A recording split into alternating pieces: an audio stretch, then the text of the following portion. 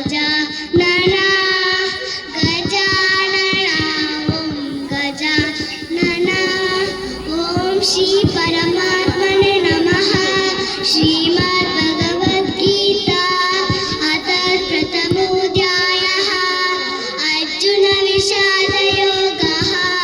धृतराष्ट्र उवाच कर्मक्षेत्रे कुरुक्षेत्रे समवेतायुयुत्समः मामका पाण्डवाश्चैव किमकुर्वत सञ्जय।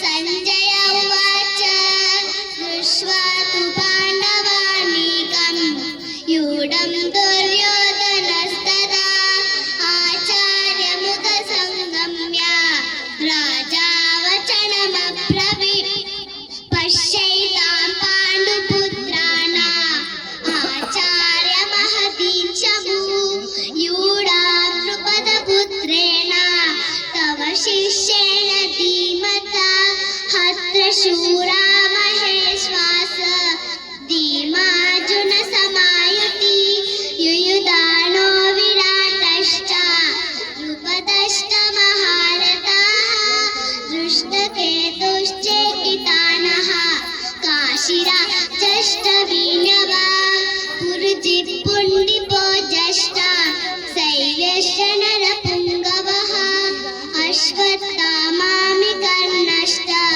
सौमदत्तिश्च दैव च अन्ये च बहवः शूरा मदत्ते च जीविताः नानाशस्त्रहरणाना सर्वे युद्धविशारदाः अपर्याप्तं तदस्माकं बलं भीष्मविदीक्षितम्।